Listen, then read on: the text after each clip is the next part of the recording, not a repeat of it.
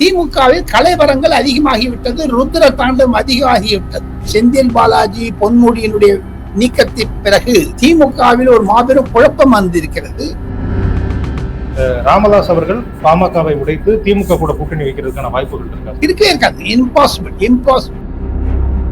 புதியதாக வரக்கூடிய பாஜக தலைவர் கண்டிப்பாக அண்ணாமலையை பொதுச் செயலராக எடுத்துக் கொள்கிறாரா அல்லது பாரதிய யுவ மோர்ச்சாவினுடைய தலைவராக தேஜஸ்வி சூர்யா இருக்கக்கூடிய போடுகிறாரா அல்லது நாடாளுமன்றத்தில் ராஜ்யசபாக்கு எடுத்து போல போற எல்லாம் புது தலைவர் தான் முடிவு பண்ண போறாங்க. திமுக ஊடகங்களுக்கு வேற வேலை கிடையாது.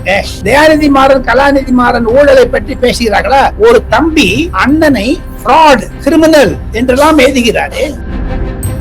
பணம் பண்ணதுங்க வேலை, வேற ஒண்ணுமே இல்லைங்க. அண்ணனுக்கு 35,000 கோடி, தம்பிக்கு நாமம் போட்டுக்க நாமம், நான் போட்டுக்கிற மாதிரி நாமம்.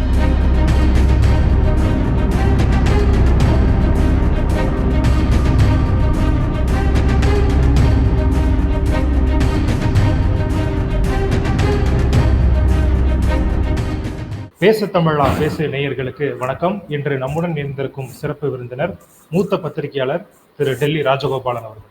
வணக்கம் சார். முதல் செய்தி என்ன அப்படின்னா, துரைமுருகன் திமுகவுல இப்போது பொதுச் செயலாளராக இருக்கக்கூடிய திரு துரைமுருகன் அவர்களை அந்த பதவியில இருந்து நீக்கிட்டு TR பாலு அவர்களை அந்த பதவியில நியமிக்க போறதா நிறைய தகவல்கள்லாம் வந்துகிட்டு இருக்கு. அதே போல துரைமுருகனுக்கு இணையான பதவி வந்து கனிமொழிக்கு கொடுக்கப்பட்டிருக்கு. அவங்கள போற ஒரு தனி அறை ஒதுக்கப்பட்டிருக்கு அப்படின்னா சொல்றாங்க. இதை நீங்க எப்படி சார் பாக்குறீங்க? துரைமுருகன் அவர்களுடைய ஆதிக்கம் முடிஞ்சிருச்சா திமுகவுல? துரைமுருகன் அவர்கள் மூத்த தலைவர், 84 வயது ஆகிவிட்டது. TR பாலுவுக்கும் அதே வயது 84 ஆகிறது. ஆக மொத்தம் TR பாலு வரமாட்டார் என்பதைத்தான் 2-3 திமுக எம்பிக்கள் ஆணித்தரமாக சொல்லுகிறார்கள்.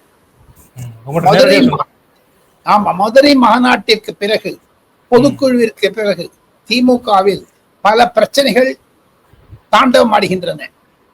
ஒரு வருடத்திற்கு முன்பு திமுகவினுடைய பொதுக்குழுவில் முதலமைச்சர் மு க ஸ்டாலின் பேசும்பொழுது தனக்கு தூக்கம் வருவதில்லை, மறுநாள் காலையில் எந்த பத்திரிகை பார்த்தாலும் எந்த அமைச்சர் எதை சொல்ல போகிறார் என்று தெரியாமல் இருக்கிறேன், அதிர்ச்சியாக இருக்கிறது என்றெல்லாம் தன்னுடைய மன தாங்கல்களை தெரிவித்தார். போதாத வரைக்கும் இந்த திராவிட முன்னேற்ற கழகம் என்பது சீரியஸாகவே திராவிட இயக்கத்தை பற்றி தான் பேசிக்கொண்டு வந்தது. எப்படி பேரறிஞர் அண்ணா அவர்கள் 1957, 58, 60, 67 எல்லாம் 5-6 முக்கிய தலைவர்களை உருவாக்கினார்.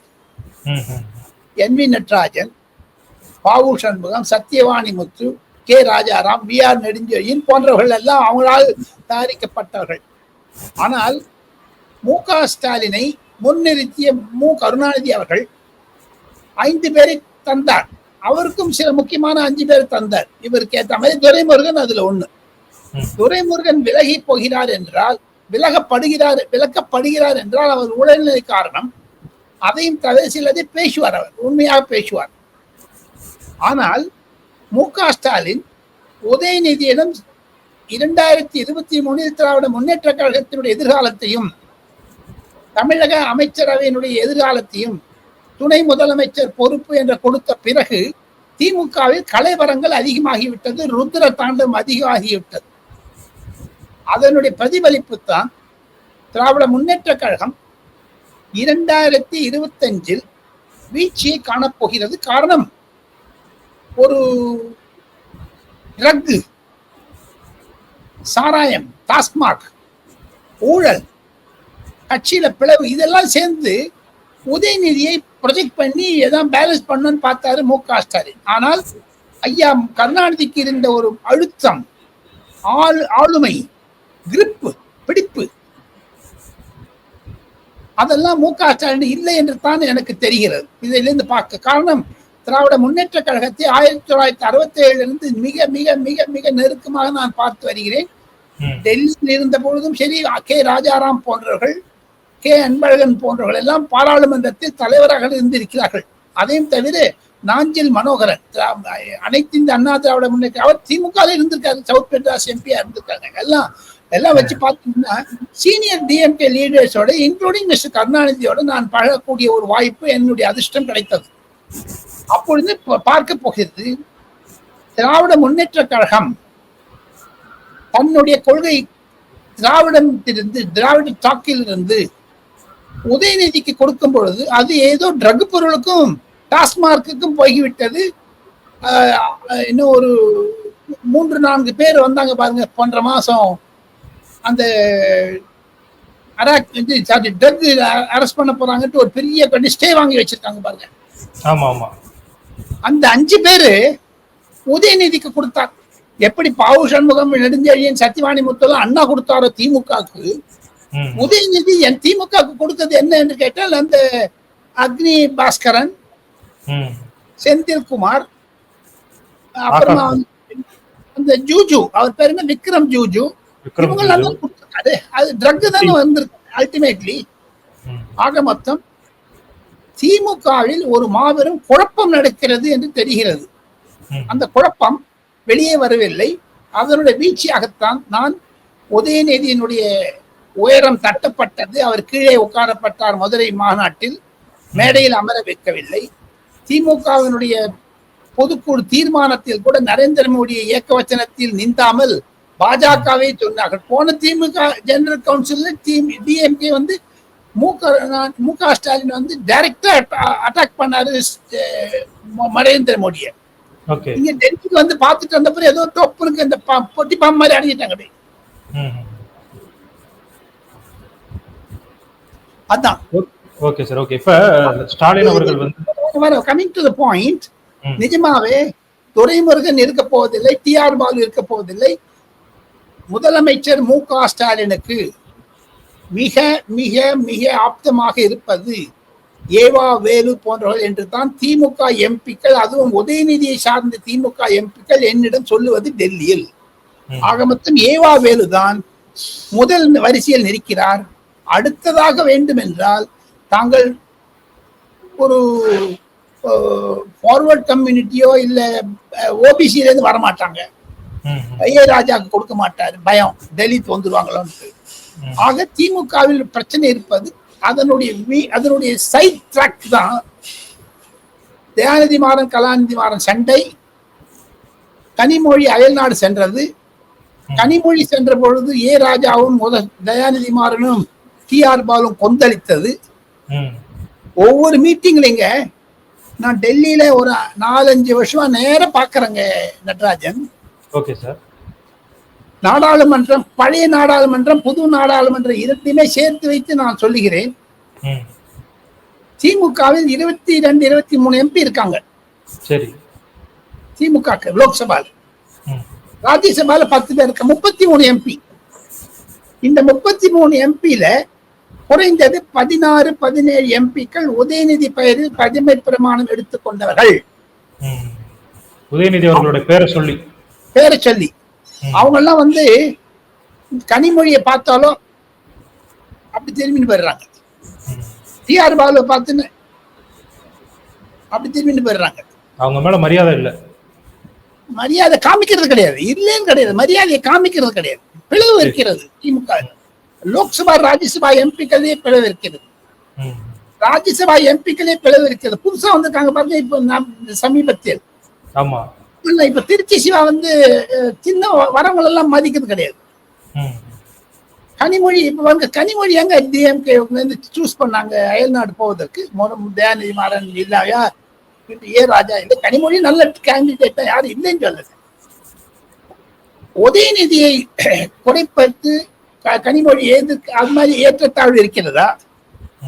இதெல்லாம் வச்சு டோட்டாலிட்டி வச்சு பார்த்தீங்கன்னா 2026க்கு முன்னதாக அமைச்சரவையில் ஏற்பட்ட கலறுபடி மூலமாக செந்தில் பாலாஜி பொன்முடியினுடைய நீக்கத்திற்கு பிறகு திமுகவில் ஒரு மாபெரும் குழப்பம் வந்திருக்கிறது.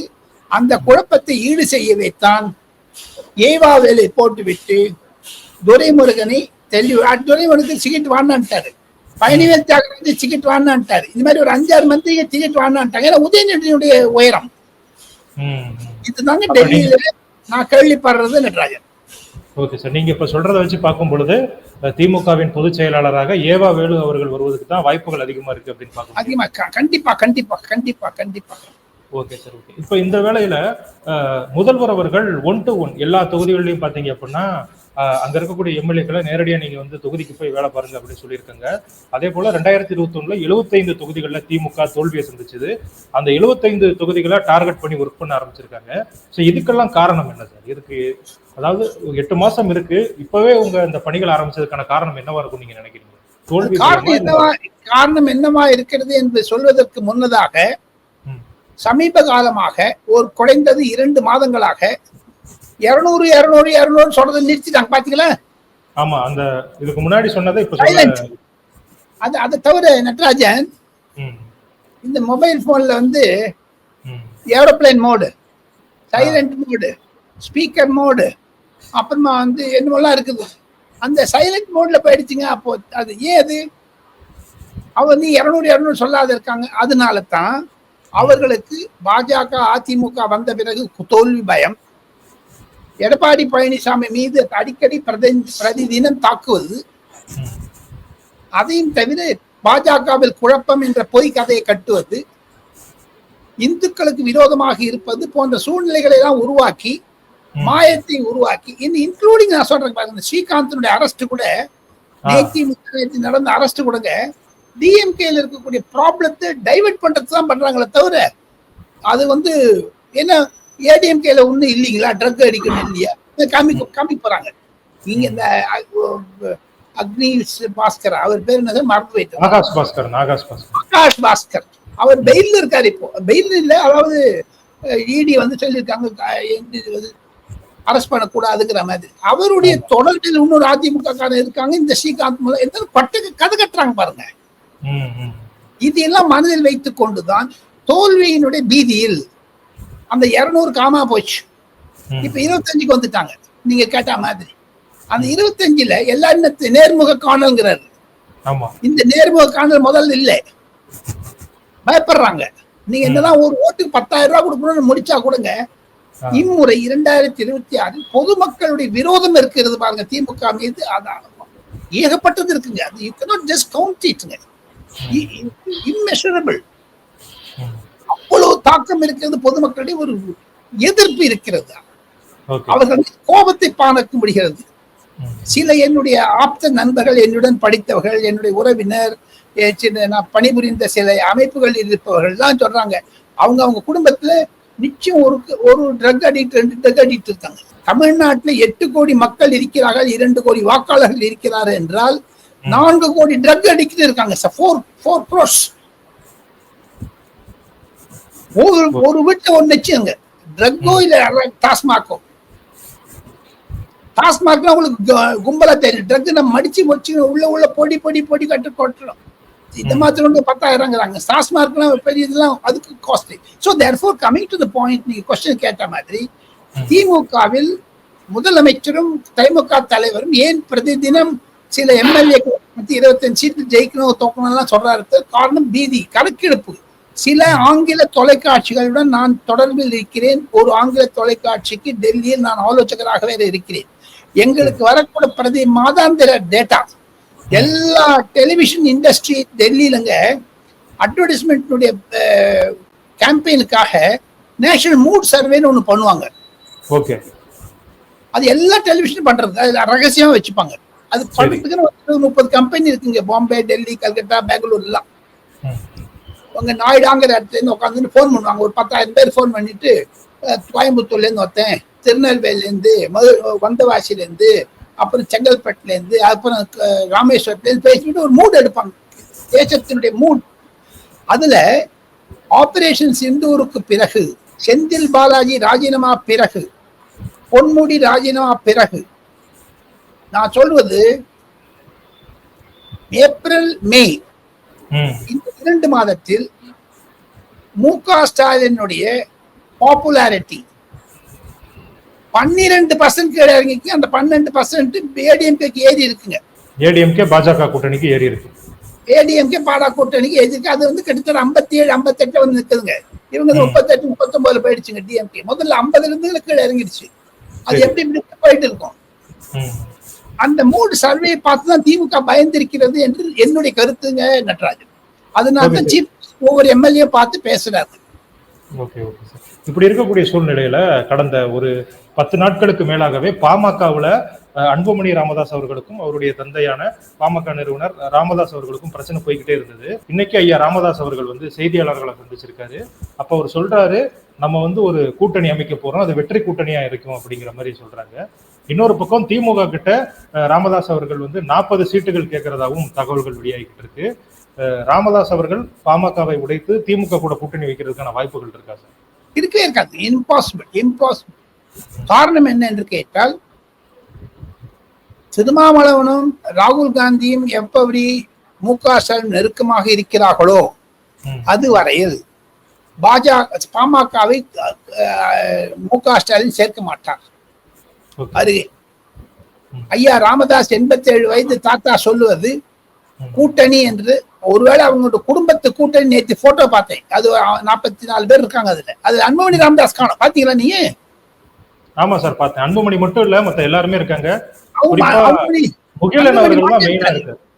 அன்புமணி மாட்டேன்ட்டார், போக மாட்டேன்ட்டார்.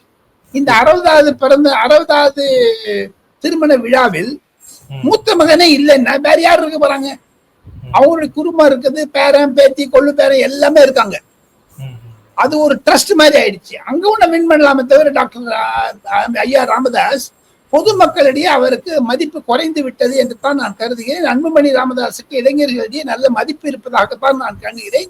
திமுகவுடன் ராமதாஸ் பெரியவர் போக மாட்டார் என்று அடித்து போட்டு சொல்லலாம். ஓகே, இந்த ரெண்டு பேரை கம்பேர் பண்ணும் பொழுது அன்புமணி ராமதாஸ் அவர்கள் சைடு தான் ஸ்ட்ராங்கா இருக்கு. ஆமாங்க, எலெக்ஷன் கமிஷன் அவர் தான் ரெகக்னைஸ் பண்ணுங்க. அவர்கிட்ட ஓட்டர்ஸ்னுடைய பி ஃபாரத்துல கையெழுத்து போறதுக்கு அன்புமணி ராமதாஸுக்கு தான் பவர் இருக்குங்க.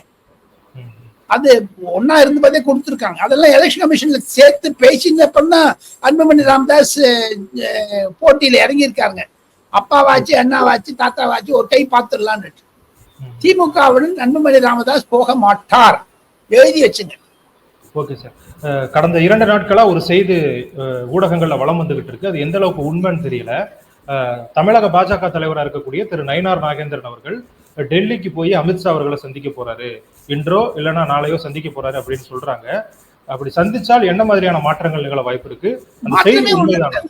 மாற்றமே ஒண்ணுக்கா.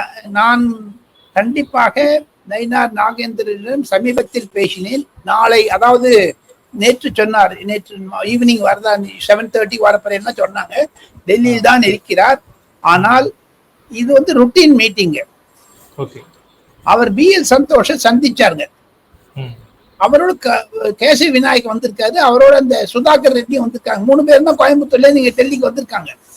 ஆனால் ரெகுலராக இன்டராக்ஷன், பல விஷயங்கள் பேசுவாங்க. இப்ப குறிப்பாக அமித்ஷா அவர்கள் 8ஆம் தேதி வர இருக்கிறார். சில கட்சி பிரச்சனைகள், கட்சியில் உள்ள பிரச்சனைகள், அவங்க லிஸ்ட் ஒண்ணு பண்ணுறோம். இப்போ வந்து மாவட்ட தலைவர்கள்லாம் எலெக்ட் பண்ணிட்டாங்க, மாநில தலைவர் போடணும்.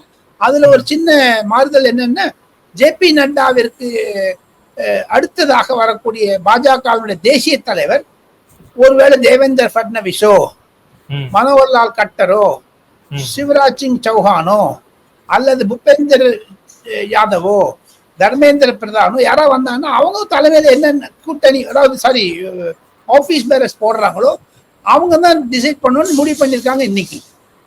நட்டா வந்து இந்த தமிழகத்தில் இருந்து வந்திருக்கக்கூடிய பட்டியலை நட்டா அவர்கள் சொல்லிவிட்டார்கள், எனக்கு அடுத்து வரக்கூடிய தலைவரிடம் கொடுத்து அப்ரூவல் வாங்கிக்குங்க, நான் என்னுடைய பதவி காலம் முடிந்து விட்டது என்று.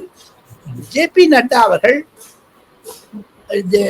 அமித்ஷா அவர்கள் கண்டிப்பாக நயினார் நாகேந்திரனிடம் அதிமுக இருக்கக்கூடிய தமிழகத்தில் இருக்கக்கூடிய நிலைமை பற்றியும் வரக்கூடிய நாட்களில் புதியதாக சேர்க்கக்கூடிய கட்சிகளை பற்றியும் நயினார் நாகேந்திரன் பேசியிருக்கிறார்கள். அதிமுக பாஜக உறவு என்பது நன்றாக இணைந்து பிணைந்து விட்டது. காரணம், நயினார் நாகேந்திரன் பல அதிமுக தலைவருடன் பழக்கப்பட்டவர், தேர்ந்தெடுக்கப்பட்டவர், புரிதமானவர், மந்திரியாக இருந்தவர், எடப்பாடி பழனிசாமி சக மந்திரியாக இருந்தவர் அம்மா ஜெயலலிதா அமைச்சரவையில். ஆக மொத்தம் அவர் டெல்லி பயணம் என்பது ருட்டீனாகத்தான் நான் பார்க்கிறேன். மற்ற மாநில தலைவர்களையும் அழைத்திருக்கிறார்கள். நாளை, அதாவது 26ஆம் தேதி வியாழக்கிழமை டெல்லியில் அனைத்து பாஜக மாநில தலைவர்கள் கூட்டம் நடக்க இருக்கிறது. அதில் நட்டா அவர்கள் விடைபெறுவதற்காக ஒரு விருந்து கொடுக்க இருக்கிறார்கள், இன்றும் கொடுக்கிறார். அதில் நயினார் நாகேந்திரன் இருந்து கலந்து கொள்வார் என்று கிடைக்கிறேன். கடந்த 1 வார காலமாக JP நட்டா அவர்கள் ஃபேர்வெல் டின்னர் கூட லஞ்ச் கொடுத்துட்டு இருக்காரு. அதனால அவர் வந்திருக்க கூடும். இருப்பினும் நைனா நாகேந்திரன் விசிட் டு டெல்லி ஒரு ருட்டீன் அஃபேர் தான் சொல்றாங்க. Okay sir. திமுக ஆதரவு ஊடகங்கள்லாம் தமிழ்நாட்டுல ஒரு செய்தியை வந்து பரப்பிக்கிட்டு இருக்காங்க. தமிழக முன்னாள் பாஜக தலைவரான அண்ணாமலை அவர்கள் தனியா ஒரு கட்சி துவங்க போறாரு, பாஜகவுக்கு இருக்க பிடிக்கல அப்படிங்கிற மாதிரி சொல்றாங்க. அது உண்மையா இருக்க வாய்ப்பு இருக்கா? அதை பத்தி நீங்க என்ன நினைக்கிறீங்க? போய் அதெல்லாம் போய் அண்ணாமலை அவர்களுக்கு புதிதாக வரக்கூடிய பாஜக தலைவர் தேவேந்திர பட்னவிஸோ யார் வரப்போறாங்கிறது RSSக்கும் நரேந்திர மோடி அமித்ஷாவிற்குத்தான் தெரியுமே தவிர பொதுமக்களிடம் அது காசிப்பாகவோ அல்லது திமுக ஊடகங்களுக்கு என்றோ அல்லது திமுக ஐடி பிரிவுக்கு என்றோ அல்லது திமுக தலைவர் காதில் சொல்வதெல்லாம் கிடையவே கிடையாதுங்க. மோகன் பாகவத் RSS தலைவர் 28ஆம் தேதி முதல் 4ஆம் தேதி ஜூலை மட்டும் டெல்லியில் இருக்கிறார். ஒரு நாள் கண்டிப்பாக பிரதமர் நரேந்திர மோடி சந்திப்பார். RSS அனுமதியுடன் ஆதரவுடன் அடுத்த பாஜக தலைவர் அறிவிக்கும் பொழுது புதியதாக யார் வந்தாலும் சரி XYZ நம்ம பேர் யாருக்கு தெரியாது, யூகங்கள் தான். தேவேந்திர பட்னவிஸ் பேர் இன்னைக்கு சேர்த்திருக்காங்க புதுசா. ஆமா, இல்ல தென்னிந்தியாவில இருந்து ஒருத்தர் தலைவரா தேர்ந்தெடுக்கப்படலாம்னு சொல்றாங்க. அதுக்கு வாய்ப்பு இருக்கு, கண்டிப்பா வாய்ப்பு இருக்கு. அப்பொழுது புதியதாக வரக்கூடிய பாஜக தலைவர் கண்டிப்பாக அண்ணாமலையை பொதுச் செயலராக எடுத்துக்கொள்கிறாரா அல்லது பாரதிய யுவ மோர்ச்சாவினுடைய தலைவராக தேஜஸ்வி சூர்யா இருக்கக்கூடிய போடுகிறாரா அல்லது நாடாளுமன்றத்தில் ராஜ்யசபாக்கு எடுத்து போல எல்லாம் புது தலைவர் தான் முடிவு பண்ண போறாங்க. எப்படி அமித்ஷா அவர்கள் ஓப்பனாவே சொல்லிவிட்டாரோ, எடப்பாடி பழனிசாமி அருகே வைத்துக் கொண்டு திமுக ஊடகங்களுக்கு வேற வேலை கிடையாதுங்க. தயாநிதி மாறன் கலாநிதி மாறன் ஊழலை பற்றி பேசுகிறார்களா? ஒரு தம்பி அண்ணனை ஃப்ராட் கிரிமினல் என்றெல்லாம் எழுதுகிறாரே, எந்த என்போர்ஸ்மெண்ட் டைரக்டரேட்டை எதிர்த்து டாஸ்மார்க்கில் வரக்கூடாது என்று சுப்ரீம் கோர்ட்டுக்கு போனதோ திமுக அரசாங்கம், அதுக்கு ஸ்டே வாங்கி வச்சிருக்காங்களோ டாஸ்மார்க்ல அந்த வசீகனையும் மற்றவர்களையும் விசாரிக்க கூடாது என்று. அந்த என்போர்ஸ்மெண்ட் டைரக்டரேட்டை வைத்துக் கொண்டு தயாநிதி மாறன் கூறுகிறார் கலாநிதி மாறன் மீது விசாரணை வேண்டும் என்று. எதற்காக? 35,000 கோடி ரூபாயை சுவாஹா சாப்பிட்டு அதுனாக்குவா? ஏன் மு.க. ஸ்டாலின் இது மத்தியஸ்தம் செய்யவில்லை? ஏன் கண்டிப்பாக திராவிட முன்னேற்ற கழக ஆதரவாளர்களோ அல்லது விலை வர்த்தகர்கள், நேற்று நல்ல அண்ணாமலை ஒரு காயினேஜ் கொடுத்தார், விலை வர்த்தகர்கள் நல்ல ஒரு புரோக்கர்ஸ் சொல்லாத விட நெறியாளர்கள் பத்திரிகையாளர்கள் என்ற போர்வையில் திமுகவை ஆதரவு காக்கக்கூடிய ஒரு சில பத்திரிகையாளர்கள் கூட ஏன் தயாநிதி மாறன் மு.க. ஸ்டாலினிடம் பிரிந்து விட்டாரா? சபரீசனுக்கும் தயாநிதி மாறனுக்கும் சண்டையா? சபரீசனுக்கும் பழனிவேல் தியாகராஜனுக்கும் இடையே ஒரு ஒற்றுமை ஏற்பட்டு தயாநிதி மாறனை உள்ள தள்ளி வைக்கிறார்களா? தயாநிதி மாறன் வந்ததனால் கனிமொழி எடுக்கப்பட்டாரா? உதயநிதிக்கும் தயாநிதிக்கும் என்ன சம்பந்தம்? தமிழகத்தில் திமுகவில் பல பிரச்சனைகளில் தயாநிதி மாறனை ஓரம் கட்டினாங்களா? ஏன் கலாநிதி மாறன் வாய் அடைத்திருக்கிறார்? அவங்க ஒன்றும் ஒரு வக்கீல் சென்னையில போய் போலீஸ் கமிஷனர் கம்ப்ளைண்ட் கொடுத்துருக்கலாமே. 2 நோட்டீஸ்களுக்கு அவர் பதில் கொடுக்காத இந்த அழுத்தமா இருக்காத கலாநிதி மாறன், அதெல்லாம் என்ன சபரீசனுடைய ஏற்றமா தாழ்த்துமா? இதையெல்லாம் விவாதிக்காத திராவிட முன்னேற்ற கழக ஆதரவான புதிய தலைமுறை தினத்தந்தி, நியூஸ் 18 போன்ற செய்தி தொடர் ஊடகங்கள் இது பற்றி கண்டிப்பாக பேச வேண்டும் என்பதுதான் கருத்து. பணம் பண்ணுதுங்க வேலை, வேற ஒண்ணுமே இல்லைங்க. அண்ணனுக்கு 35,000 கோடி, தம்பிக்கு நாமம் போட்டுக்க நாமம், நான் போட்டுருக்க மாதிரி நாமம், அதான் அங்க பிரச்சனை, வேற ஒண்ணுமே கிடையாது. பணம் தான் பிரச்சனை, வேற எந்த பிரச்சனை இல்லை. பணம் தான் பிரச்சனை, பணம் தான் பிரச்சனை. அதை தவிர தயாநிதி மாறன் சென்ற வருடம் அக்டோபர் 24 ஒரு வக்கீல் நோட்டீஸ் அனுப்பிச்சாரு. ஜூன் மாதம் 2வது வக்கீல் நோட்டீஸ் அனுப்பிச்சாரு. 6 மாசம் 9 மாசத்துக்கு கழிச்சு. ஆக 9 மாசம் வாய் மடிச்சிருந்தாருல மிஸ்டர் கலாநிதி மாறன். அந்த சமயத்துல மு.க. ஸ்டாலின் பேச்சு வைக்கணும். அப்புறம் அந்த நான் கேள்விப்பட்ட ஒரு திமுக எம்பிக்கள் மூலமாக திமுகவினுடைய குடும்பத்தில் முரசொலி செல்வம் மறைந்த பிறகு இந்த ஒற்றுமை பேச்சில் தடைப்பட்டது. மு.க. ஸ்டாலின் அதை பற்றி பேச மாட்டேன் என்று சொல்லிவிட்டார். காரணம், அமெரிக்காவில் இருக்கக்கூடிய சிஸ்டர் ம். கலாநிதி மாக்கம் சப்போர்ட் பண்றாங்க, தயாநிதி மாறனை காத்துல விட்டாங்க, அம்பேல்னு விட்டாங்க, காப்பாடி டீல் அறந்து போகுது பாருங்க, காத்தா இறங்குது பாருங்க, அந்த மாதிரி. ஸோ ஆக மொத்தம் பணம் தான் பிரச்சனை தவிர கொள்கையோ அல்லது சித்தாந்தமோ ஒண்ணுமே கிடையாது. பணம், it centres around money money. Okay sir. இப்ப இந்த இவ்வளவு பெரிய குற்றச்சாட்டை வந்து தயாநிதி மாறன் வச்சிருக்காரு. ஆனா இதை வந்து மத்திய அரசாங்கம் இதை வந்து பார்த்துட்டு தான் இருந்திருப்பாங்க. அவங்க ஏன் நடவடிக்கை எடுக்கல? முதல்வர் அவர்கள் டெல்லிக்கு போயிட்டு வந்ததுல இருந்தே, டெல்லிக்கு போய் அமித்ஷா அவர்களை சந்திச்சுட்டு வந்தாரு, பிரதமரை சந்திச்சுட்டு வந்தாரு. அதன் பிறகே பாத்தீங்க அப்படின்னா மத்திய அரசுக்கும் தமிழக அரசுக்கும் ஒரு சமாதானமான போக்கு போயிருச்சு அப்படின்னு நிறைய பேர் கருத்துக்கள் சொல்லிட்டு இருக்காங்க. அது உண்மையா இருக்க வாய்ப்பு இருக்காது? அரசுக்கு அரசு நன்றாகத்தான் இருக்கிறது, கண்டிப்பாக யாரும் இல்லை என்று சொல்லவில்லை. மு.க. ஸ்டாலின் ஒரு ஒரு எதிர்நோக்கக்கூடிய பிரச்சனை குடும்ப பிரச்சனை, கட்சி பிரச்சனை, அதையும் தவிர ஆட்சியில் இருக்கக்கூடிய அதிகாரிகள் பிரச்சனை. வட இந்திய தென்னிந்திய அதிகாரிகள் என்று பிரிந்து விட்டார்கள். IPS IAS இடையே ஒரு பிரச்சனைகள்.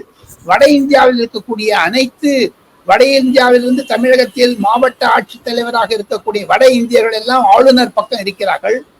சில கம்ப்ளைண்ட் கொடுக்கறாங்க. இதெல்லாம் எப்படி சமாளிக்க போகிறாரோ தெரியவில்லை. இதன் நடுவே கண்டிப்பாக தாங்கள் கூறியது மாதிரி மத்திய பாஜகவிற்கும் திமுகவிற்கும் விரோதம் இருக்கிறது. மத்திய அரசாங்கத்திற்கும் தமிழ்நாடு அரசாங்கத்திற்கும் ஒரு ஒடுக்கமாக இணைப்பு இருக்கிறது என்பதைத்தான் யதார்த்தமாக சொல்ல வேண்டும், உண்மையை சொல்ல வேண்டும். எனினும் என்போர்ஸ்மெண்ட் டைரக்டரேட்டுக்கு தயாநிதி மாறன் ஒரு கடிதம் எழுதி கொடுத்து விட்டால், இது வந்து அண்ணன் தம்பிக்கு லெட்டர் போட்டுட்டு இருக்காங்க, அதை லீக் பண்றது தம்பி. இதுக்கு அரசாங்கத்துக்கு எதிரே இல்லை இந்த என்போர்ஸ்மெண்ட். அதை மத்திய அரசாங்கத்தில் புலனாய்வுத்துறை, ஆராய்ச்சித்துறை, விசாரணைத்துறை என்று 16 யூனிட் இருக்குங்க. CBI, DRI, department of revenue intelligence, economic intelligence bureau, அப்படின்னு நிறைய இருக்கு. ED, SISFIOன்னு இருக்குங்க, சீரியஸ் ஃப்ராட் இன்வெஸ்டிகேஷன் ஆஃபீஸ்னு ஒன்று இருக்குங்க. அது நிர்மலா சீதாராமன் கீழே அமித்ஷா கீழே வருதுங்க. அது ரெண்டும் ஒரு லெட்டர் எழுதி கொடுத்தாருன்னா போதும், தயாநிதி மாறன் அமித்ஷாக்கோ இல்ல பிரதமர் நரேந்திர மோடிக்கோ வந்துருவாங்க ED. ஆனா அண்ணன் தம்பிக்குள்ள கரஸ்பாண்டன்ஸ் தான் இருக்குது. ஆக மொத்தம் டெல்லிக்கு வந்து இருந்த பொழுது கண்டிப்பாக திமுக ஏதோ ஒரு விஷயத்தில் அவங்க அடக்கி வாசிக்கிறாங்க, என்னன்னு தெரியல.